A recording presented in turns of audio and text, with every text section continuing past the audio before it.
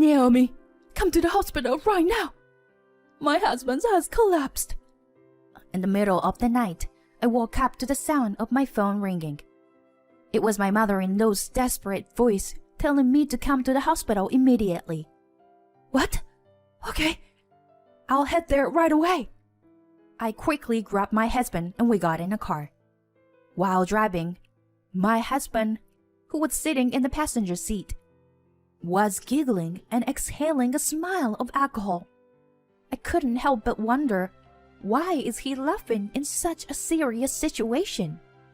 As I drove, my husband continued to mutter strange things. Yeah, right. So Dad collapsed. He must have taken what I gave him. Good. Everything is going as planned. I felt my blood draining from my face. My heart was pounding in my chest. The only sound in the car was my husband's unsettling laughter. Now, I can become the president of the company. When he said that word, I changed the destination and made a sharp turn. My name is Naomi.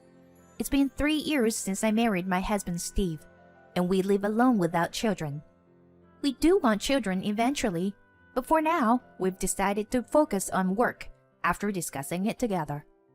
This is because Steve's father was the president of a printing company, which, although not a large corporation, was a well-known company in our local area.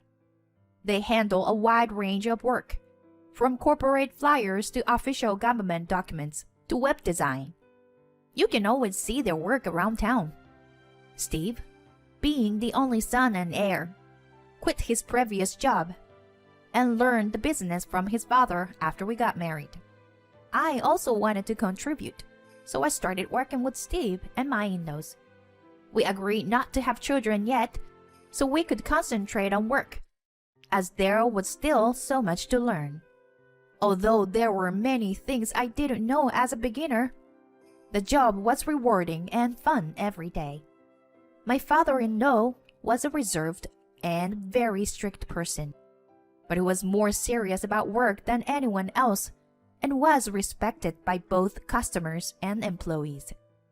In contrast, my mother-in-law was a lovely and talkative person who paid attention to every detail and was always cheerful. I admired and loved my in-laws, especially the way they got along so well with each other. It made me imagine that Steve and I could also have a great future together. At first, I thought everything would go smoothly after we got married. However, Steve's attitude towards me changed a little after we were married. Although he had suggested we share the household chores as we both worked, he began to coming home later and later, until I was the only one doing all the housework. Even if he occasionally came home early, he would just play with his phone and not do anything. He used to thank me when I made dinner before we got married, but now he hardly talks during meals. Lately, he has begun coming home late at night more often. When I asked him if something is wrong, he just goes straight to his room without even looking at me.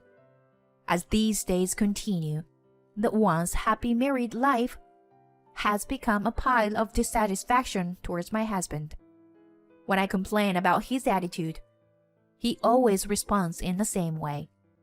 I'm a man who will become the CEO in the future. Know your place. At first, I was just surprised by my husband's terrible language. But as I continued, my disgust grew. Naturally, thoughts of divorce crossed my mind many times. But my in-laws were such nice people, and I didn't want to break off my relationship with them through divorce. The employees at my father-in-law's company were also good people, and the work itself was interesting. I thought it was better to put up with some frustration rather than lose all of this by divorcing Steve. One day, an event happened that pushed me to my limit. Late at night, I received a call from my mother-in-law. She was in panic. She said my father-in-law had collapsed, and my mind went blank. I woke up Steve, who was sleeping, and shook him in a panic. Steve, wake up! What's wrong? It's still dark. I told him what my mother-in-law had said, and he yawned lazily. Your father collapsed. I just got a call from your mom. Huh? Dead? Can it wait until morning? What are you saying? He collapsed. Oh, okay. Just give me a minute. Steve, who still seems dazed, ignored my words and tried to slip under the covers. My husband, who hadn't come home until late as usual today, must have been out drinking. No matter what I said, he didn't seem to hear me and only gave me half-hearted replies. So I reluctantly dragged my husband into the car and headed to the hospital. Until we got into the car, he grumbled and complained, looking unhappy.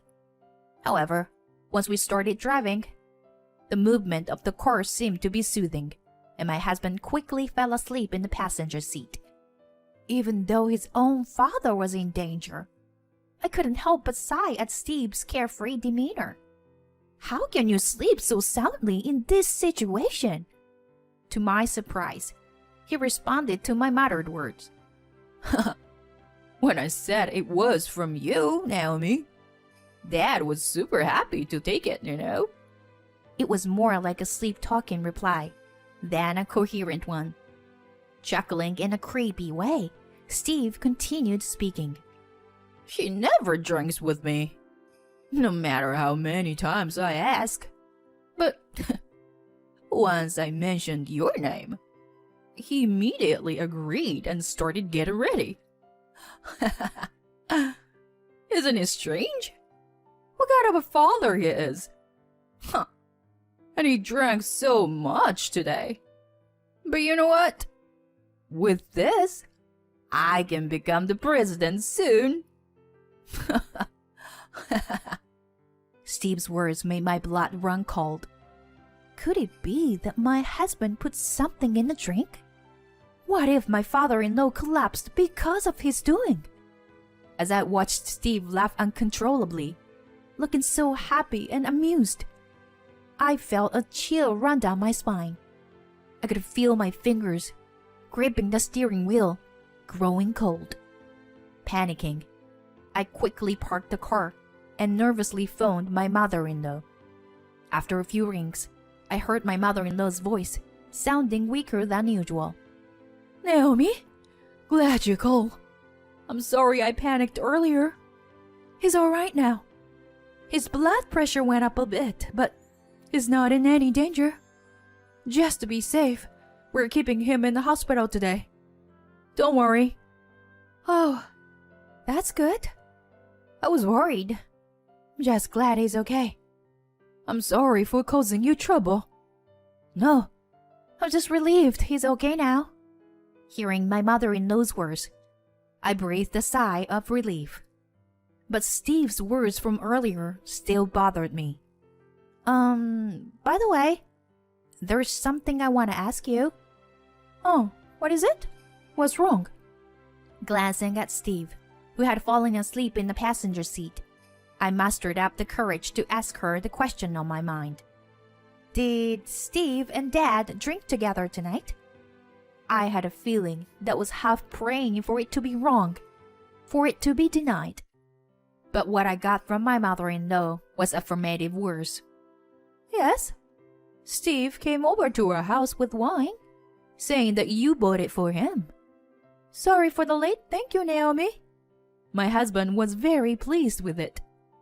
My faint hope collapsed with her words. Gradually, my mind panicked. What should I do? What can I do? My mother-in-law was concerned as I fell silent for a while. Naomi? What's wrong? Nothing. It's just... I told myself that this was the right thing to do. And then I spoke to my mother-in-law. I'm going to the police now. Huh? What? The police? I felt as though my mother-in-law's puzzled voice came from far away, as she had no idea what was going on. I managed to speak through my trembling. as I relayed what Steve had told me to my mother-in-law. "What? Steve would never do such a thing. It must be a misunderstanding." Despite my mother-in-law's laughter, I persisted and headed to the police station with Steve. It turned out to be more difficult than I thought. When Steve woke up, he seemed confused at first and was quiet. But when he realized that he had been brought to the police station, he started yelling and causing a commotion, punching and kicking walls and desks while being restrained by the police officers. "Shut up! Don't touch me! I don't have any reason to be here. Let me go!" Steve shouted, being drunk and out of control. Despite being restrained by the police, he kept shouting. The police officer tried to calm him down. "Your wife said you gave your father something dangerous to drink. Can you please explain?" "Huh? What are you talking about? I didn't give him anything dangerous." The police officer then turned to me and asked me to repeat what Steve had said earlier. Yes? He said that he could become the president of the company right away because of what he gave to his father. Huh? Naomi, I just gave him a bottle of wine. My dad doesn't usually drink, so I offered him some. I just thought, it would be funny if we got a little tipsy and tripped over or something. I was taken aback by Steve's words. So, it was all just a misunderstanding on my part? The police officer was also looking at me with an incredulous expression.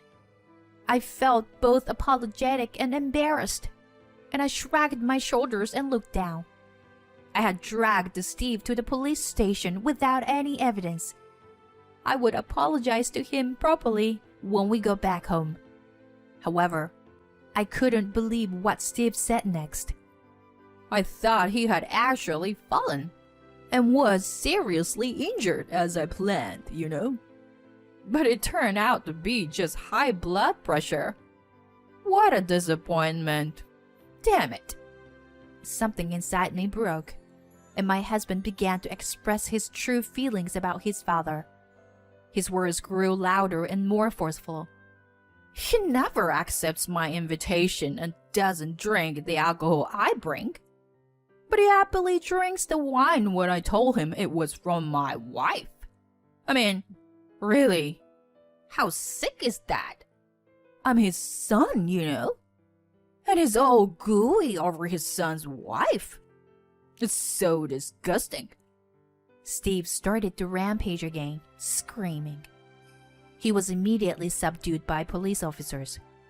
But his repeated outbursts caused the situation to become uncontrollable. Eventually, it was resolved as a family dispute, and we went home in the early morning. The car ride home was very quiet, with Steve sleeping soundly next to me. While looking at him out of the corner of my eye, I made a decision. I would finally go through with the divorce that I had been thinking about, but unable to decide on until now. I believed that his behavior at the police station was his true nature all along. Living with Steve was no longer possible. We would never be the kind of couple that I had admired in my in-laws. Certainly, my father-in-law had been very good to me and had treated me with care. But that was because I was Steve's wife. I think he made an effort to make me feel at home as part of family, despite not being related by blood.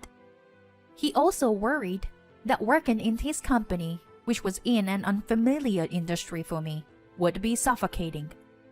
Perhaps he was kind to me precisely because I was a stranger. On the other hand, my father-in-law was especially tough on Steve. My husband was originally an only child, and had been raised to become the next president, being pampered by those around him. As a result, Steve was easily conceited and had a tendency to look down on others.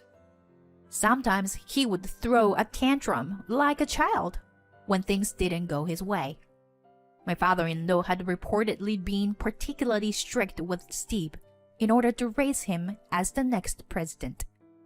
Until Steve became independent, my father-in-law did not show a soft side to him, even rejecting his invitations to socialize outside of work.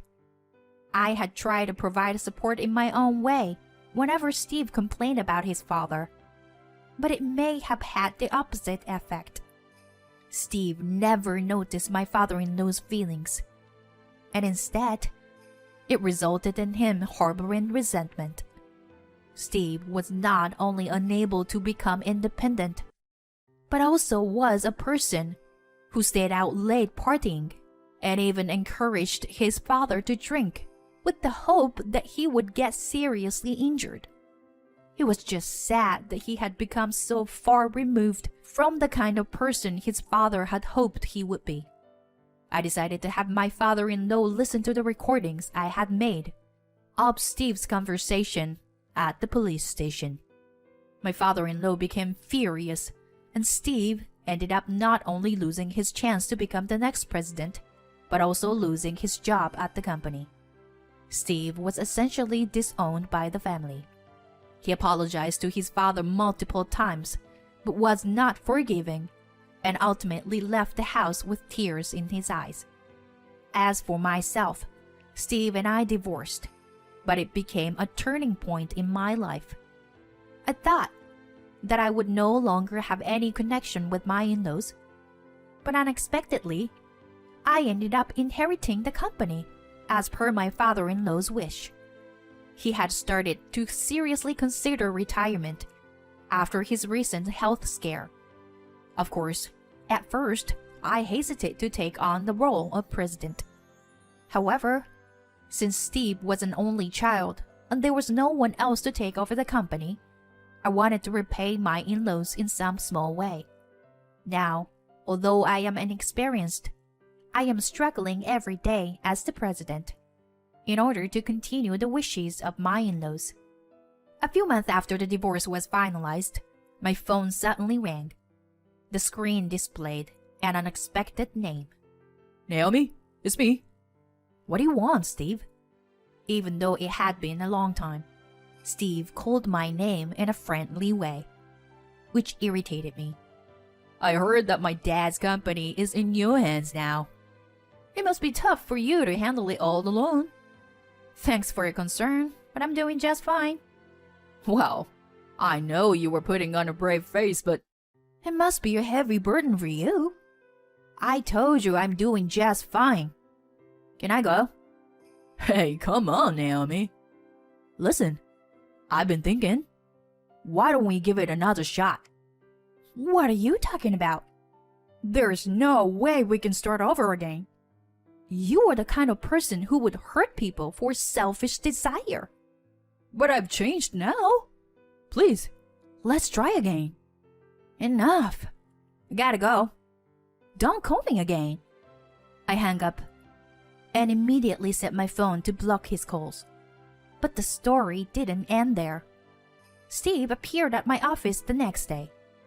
As I was walking from the company towards the parking lot, while chatting with a new employee after work, Steve and some other men approached us. Steve ran towards me while shouting something loudly, just like when he caused a disturbance at the police station before. It's sad that when you are really scared, you can't move or speak. And that's exactly how it was for me. I was frozen with fear and could only watch as Steve approached me. When he got close, I closed my eyes tightly, thinking it was all over. But then, there was a loud noise as something fell. Are you okay? I heard a panicked voice. When I cautiously opened my eyes, the new employee was looking at me with concern. Yeah, I'm okay. Thank you. I'll call the police. Stay here. He explained the situation to the police on my behalf, as I was still in shock and couldn't do anything. Thanks to him, Steve and the other men were taken away by the police. It turns out that Steve had a grudge against me for rejecting his attempts to get back together and blocked his calls. The idea to ambush me at the company was suggested by his male acquaintances, who he met at a bar where he started hanging out until late at night during our marriage. These men also came up with the plan to get my father-in-law drunk and cause him serious injuries. Perhaps they wanted to enjoy some good times with his expense if Steve became the company president. If the new employee hadn't been there, I shudder to think what would have happened.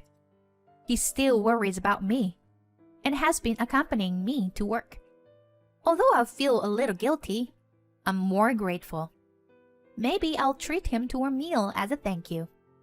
Looking at him, who walks beside me, I picked out a delicious restaurant in my mind.